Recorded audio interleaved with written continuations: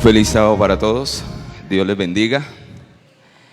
Me alegra estar con ustedes en esta mañana. Vamos a inclinar el rostro allí donde estamos, vamos a orar. En esta hora, eterno y poderoso Padre, ante tu presencia nos colocamos con humildad, reconociendo nuestra indignidad, nuestra necesidad de ti, pero también conociendo que tenemos tal sumo sacerdote que nos convenía, nuestro amado Salvador, quien intercede por nosotros en el santuario celestial. Rogamos que la bendición de Él sea sobre nuestras almas, que en esta mañana podamos ser limpiados de todo pecado y maldad, y que podamos por medio de la fe aferrarnos a los méritos de este mediador, de nuestro Salvador Jesucristo. Coloca un cimiento de esperanza en nuestros corazones, a saber que tenemos a alguien allí en el cielo quien intercede por nuestras almas.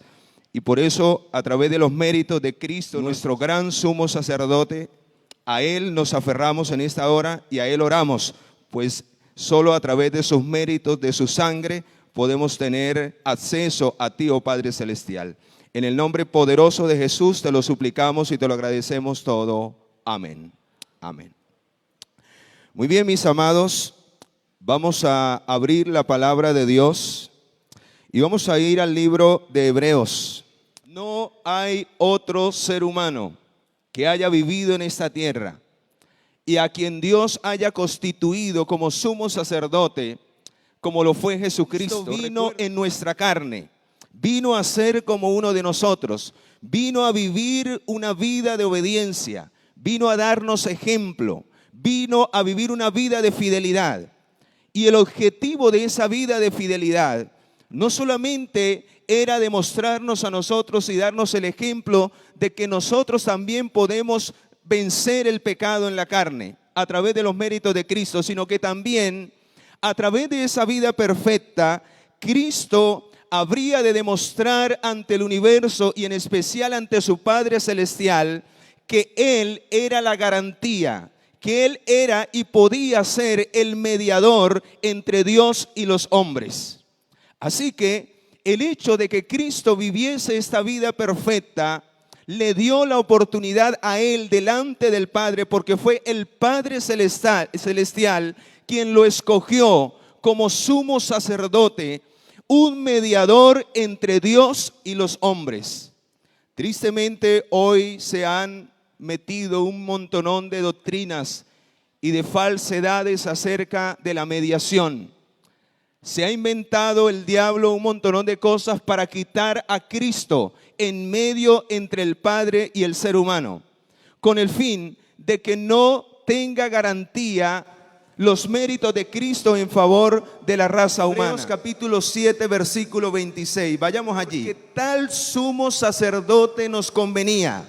¿Por qué nos convenía? ¿A quién se está refiriendo? A Jesús, a aquel que fue fiel, aquel que fue obediente, aquel que sometió su voluntad a la voluntad de su Padre, aquel que sufrió en la carne, aquel que vivió y padeció como usted y yo padecemos, pero en una mayor magnitud, porque los padecimientos de Jesús no se comparan con los nuestros. Él nunca había sufrido, Él nunca había sentido dolor, Él era Dios allí con el Padre Celestial. Pero el hecho de ser como uno de nosotros incrementó de una manera potente su dolor, su sufrimiento, su agonía. Por eso llega a ser el mayor garante, el mayor mediador. Fuera de Él no hay otro quien pueda identificarse con el ser humano pecador y caído, quien pueda en medio de la debilidad socorrer a aquel que gime y clama por ayuda. Cristo no solamente quiere perdonar nuestros pecados, mis amados. Él no solamente fue fiel en el sentido de vivir una vida perfecta para pagar la deuda del pecado tuyo y mío en la cruz del Calvario. Eso fue parte del plan de redención. Pero la parte más culminante es que Él desea ser nuestro mediador. En caso de que nosotros cayésemos nuevamente en pecado, después de ser perdonados, después de ser limpiada la mancha de pecado por sus méritos y por su sangre, Él habría de ser nuestro abogado ante el Padre. Pero hay algo especial, queridos. Aquellos que finalmente siguen a Jesús, también es necesario que ejerzan en su vida, en su hogar, en la iglesia y donde quiera que Dios los coloque, ese tipo de sacerdocio. Cristo de una manera especial es el tipo de lo que Dios desea ver en cada uno de aquellos que se acercan por medio de la fe a recibir la gracia y la misericordia que el sumo sacerdote, nuestro Salvador, nos ofrece a nosotros. ¿Recuerdan las palabras del apóstol Pedro? Porque somos real sacerdocio. En otras palabras, cuando miramos el tipo, quien era Melquisedec, lo que nombraba la lección de esta semana, Melquisedec era un tipo de lo que Cristo venía a ser. Pero Cristo se convierte para nosotros en el mayor ejemplo del verdadero sacerdocio que el pueblo de Dios debe de llevar en esta tierra. Si usted y yo colocamos nuestra mirada en Jesús, si usted y yo seguimos a Jesús y caminamos en sus pisadas, podemos, al igual que Él, llevar un sacerdocio fiel delante de su presencia. Podemos vivir una vida santa, una vida intachable, como lo decía el texto de memoria, porque tal sumo sacerdote nos convenía. Santo, pregunto, ¿pide Dios eso de su pueblo? ¿Sí o no? Sí. Pero Él primero debía ser tu ejemplo y mi ejemplo. Por eso Dios lo constituyó por encima de todos. Él es el Hijo del hombre, pero también es el Hijo de Dios. Él es nuestro ejemplo, pero Él es el representante de Dios en medio de los hombres, para que colocando nuestra mirada en Jesús, podamos caminar por la misma senda que Él trazó. Podamos caminar por ese camino. Por eso Jesús dijo, yo soy el camino. Para que quienes mirasen a Jesús empezasen a caminar por ese camino de la santidad. Y yendo por el camino de la santidad pudiesen encontrar la verdad. Por eso Jesús dijo, yo soy la verdad. Porque conociendo la verdad, conoceréis la verdad y la verdad os hará ¿qué? Os hará libres. Y andando en esa verdad, porque no solamente es conocer la verdad, es caminar por esa verdad, entonces dice Jesús, yo soy la vida. Quien camina por el camino de la santidad, colocando su mirada en el sumo sacerdote, encuentra la verdad y esa verdad al vivirla nos lleva a obtener finalmente la vida eterna.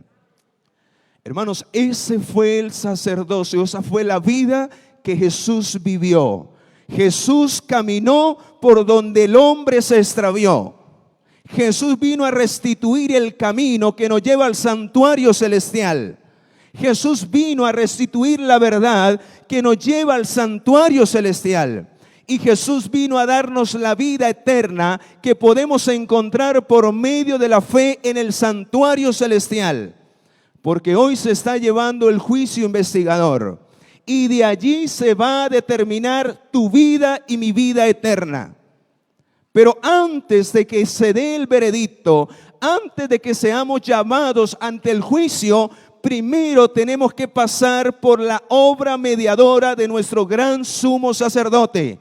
Quienes no pasen por esa obra mediadora, quienes por fe no se aferren a los méritos de nuestro Salvador fiel, no podrán recibir finalmente la vida eterna. Él es nuestra garantía. Él es nuestro modelo a seguir. Él es nuestros méritos. Él es nuestra misericordia y también Él es nuestro poder para poder vencer. ¿Recuerdan lo que dice Filipenses capítulo 4 versículo 13? Todo lo podemos ¿en quién? En nuestro gran sumo sacerdote, porque Él venció para darnos también la victoria ¿sobre qué? Sobre el pecado. Génesis capítulo 14. Y era este hombre, Melquisedec, el rey de Salem, y cuyo nombre significa rey de justicia, rey de paz. Este hombre, que era una figura de lo que venía a ser Jesucristo a esta tierra, y de quien habría de constituirse nuestro Salvador según el orden de Melquisedec, o según el ejemplo, o según la vida de Melquisedec. Jesús venía en una mayor magnitud a seguir lo que Melquisedec mostró en esta tierra. Ahora la pregunta es, ¿quién era Melquisedec? ¿Por qué fue tan importante en la historia bíblica? Encontré algunos datos especiales que quiero compartir en esta mañana con ustedes. Melquisedec, según la Biblia, era el rey de Salem. Era un hombre cananeo. No pertenecía ni a la tribu de Judá, porque en ese tiempo todavía los hijos de Jacob no habían nacido, ni pertenecía a la tribu de Leví, no había una orden levita de sacerdocio. Así que era un rey que a la vez era sacerdote, sumo sacerdote, era un enviado, un mensajero del Dios Altísimo. Hay algunas teorías que se han levantado de que Melquisedec era Jesús, pero la Biblia no tiene fundamento acerca de esta teoría, no tiene un fundamento bíblico. ¿Por qué se oculta la genealogía de este hombre? Tiene un propósito. Porque Melquisedec llegó a ser un prototipo de lo que en realidad Cristo iba a ser como sumo sacerdote y como rey de reyes y señor de señores. El Señor Jesús vino de la tribu de Judá, no pertenecía a la tribu de Leví, mas sin embargo fue constituido por el Padre Celestial como sumo sacerdote. Aunque esto era contrario a las leyes levíticas, pues solamente quienes pertenecían a la tribu de Leví eran los que podían oficiar como sumos sacerdotes allí en el santuario. Pero saben, queridos, por encima de esas leyes hay un Dios quien puede ordenar, quien puede colocar de acuerdo a la necesidad del ser humano, puede reorganizar el asunto para que nosotros podamos tener hoy la oportunidad de salvación y vida eterna.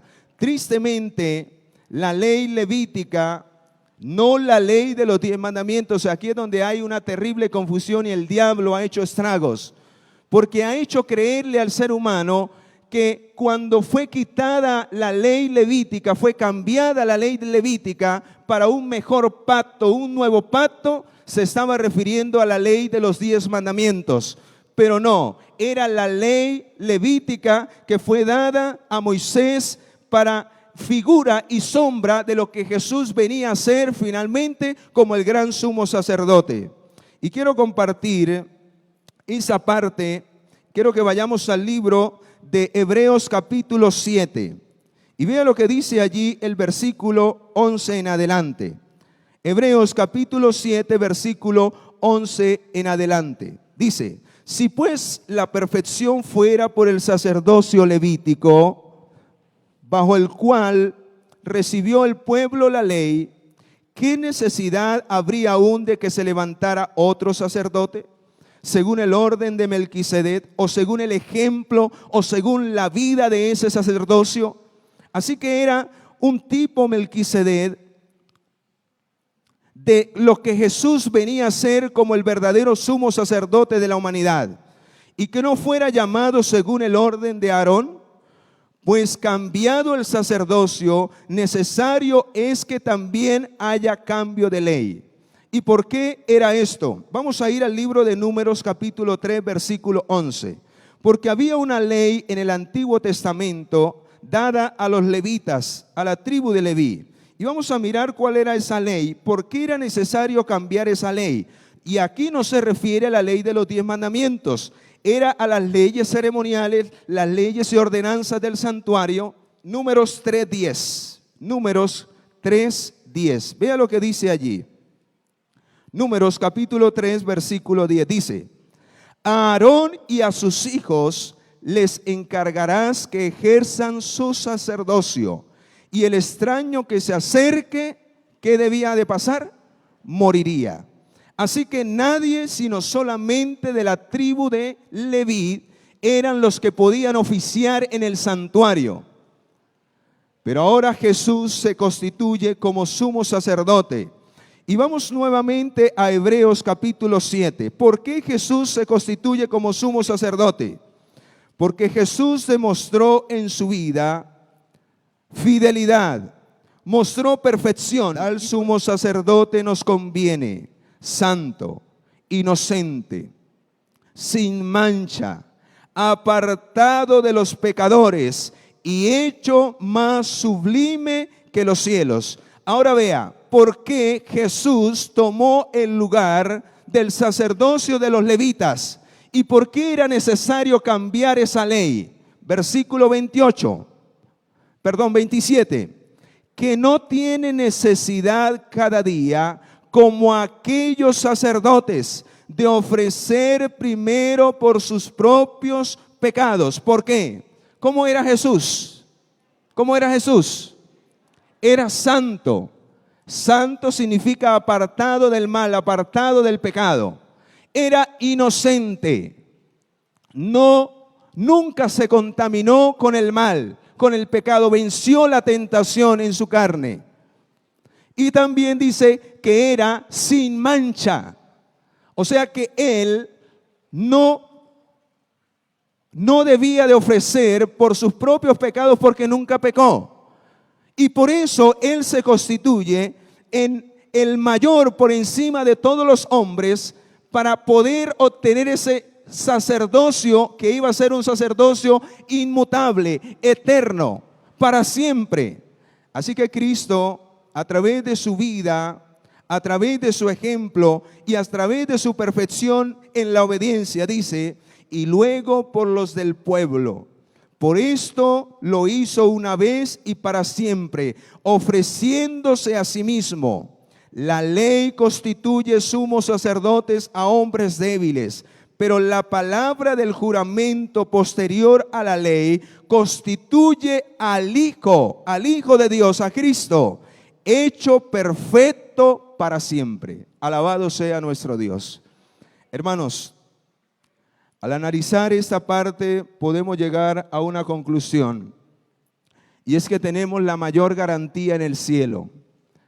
Si usted y yo nos perdemos este privilegio, es porque queremos. Hay miles de personas que están siendo engañadas hoy con un sacerdocio falso, un sacerdocio que ya quedó atrás. Ahora el verdadero sacerdocio es el que Cristo está llevando en el santuario celestial por ti y por mí, para que podamos finalmente ser limpiados de toda mancha de pecado, para que podamos por medio de ese sacerdote que fue fiel aún hasta la muerte. Vean lo que dice el capítulo 5. Quiero señalar algunas partes porque el tiempo no me da para mostrar todo el capítulo, pero vean lo que dice el capítulo 5, versículo 5. ¿Por qué Jesús fue escogido por el Padre como sumo sacerdote entre el ser humano y Dios? Dice el 5. Por eso tampoco Cristo se glorificó a sí mismo, haciéndose sumo sacerdote, sino que fue Dios quien le dijo. ¿Qué le dijo? Yo te he engendrado hoy.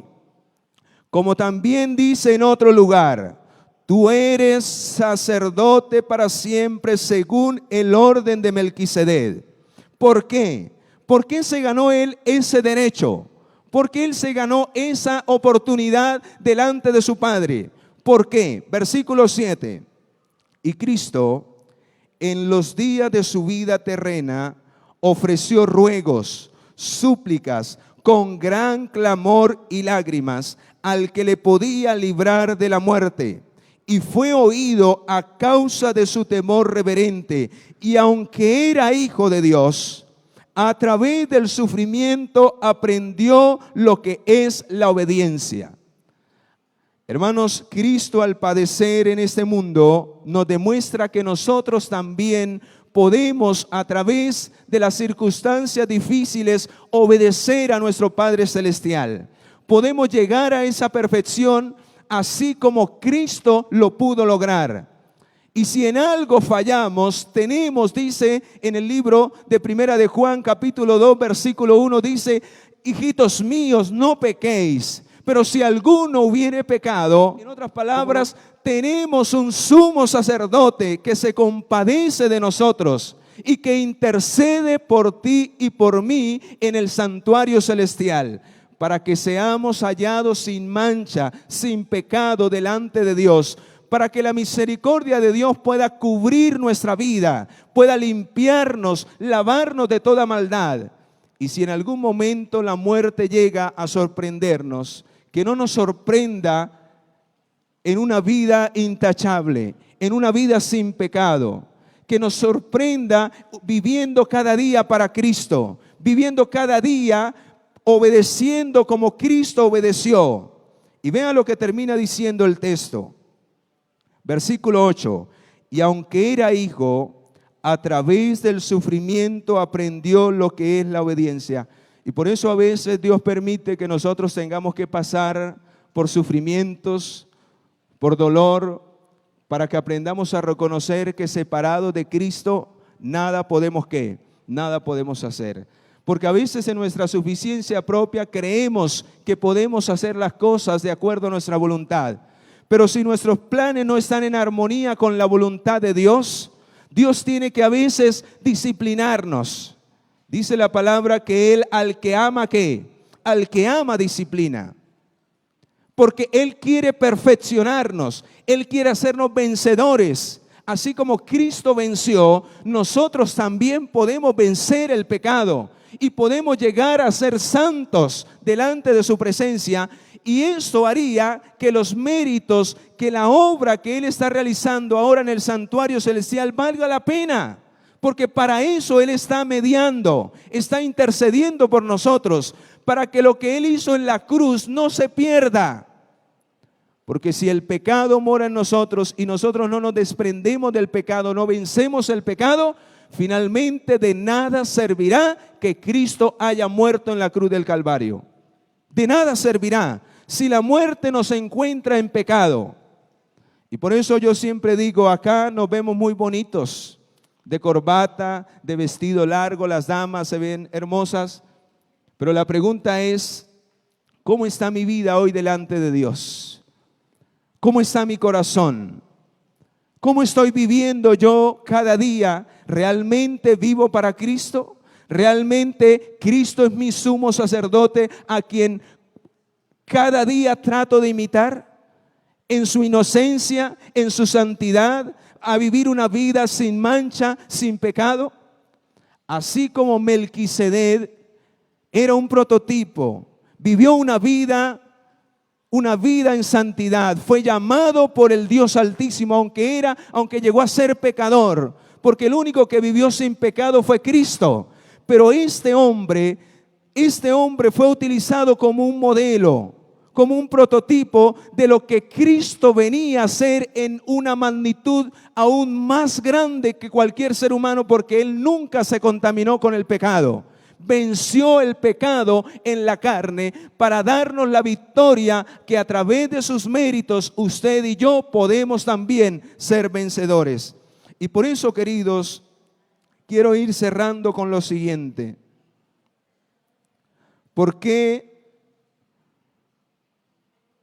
Dice en el libro, el comentario bíblico adventista, tomo 1, página 1106, dice: fue Cristo quien habló por medio de Melquisedec, el sacerdote del Dios Altísimo. Melquisedec no era Cristo, sino que la voz de Dios era la voz de Dios en el mundo, el representante del Padre y a través de todas las generaciones del pasado. Pero ahora en el Nuevo Testamento se levanta un nuevo Melquisedec, perfecto, vencedor, obediente hasta la muerte, a quien el Padre de una manera directa lo constituye como nuestro gran sumo sacerdote por encima de todos los sacerdotes que hayan habido en esta tierra. Y Él en este momento, mis amados, se encuentra allí en el santuario celestial, realizando una obra de intercesión antes de que seamos llamados por Él mismo al juicio final. Él mismo, que es nuestro abogado, nuestro sumo sacerdote, cuando seamos llamados a juicio, se va a constituir en nuestro propio juez.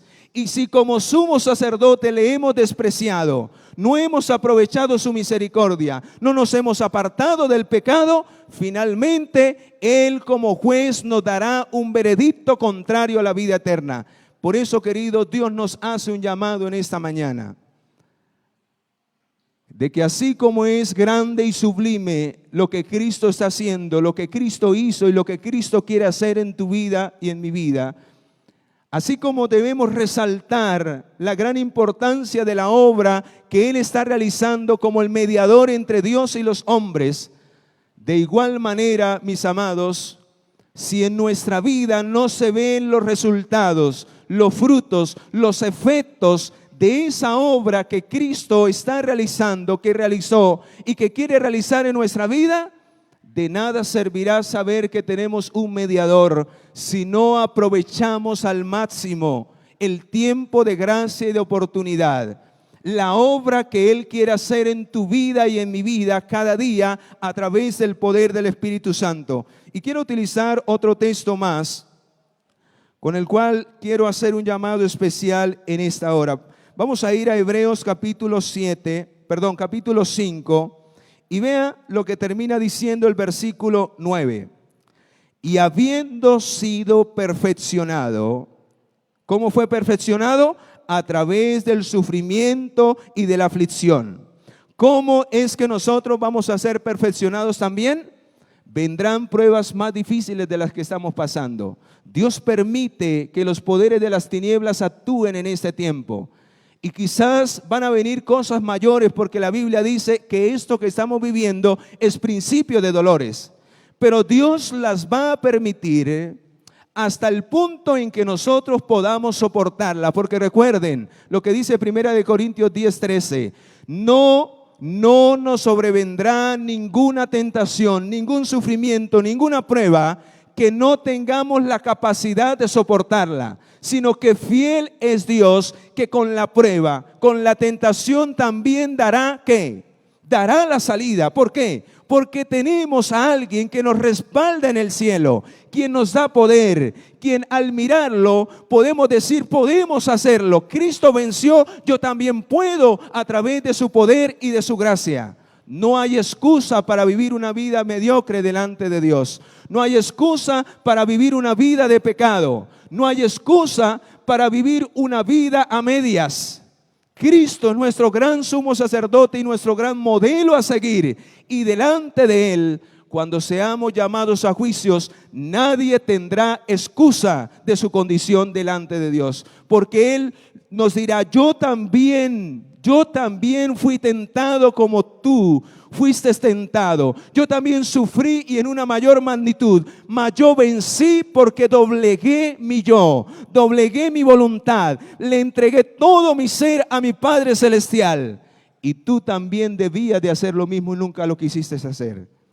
Y por eso termina diciendo el texto, y habiendo sido perfeccionado, vino a ser autor de eterna salvación para todos los que le obedecen. ¿En dónde está la clave de la lección de esta semana?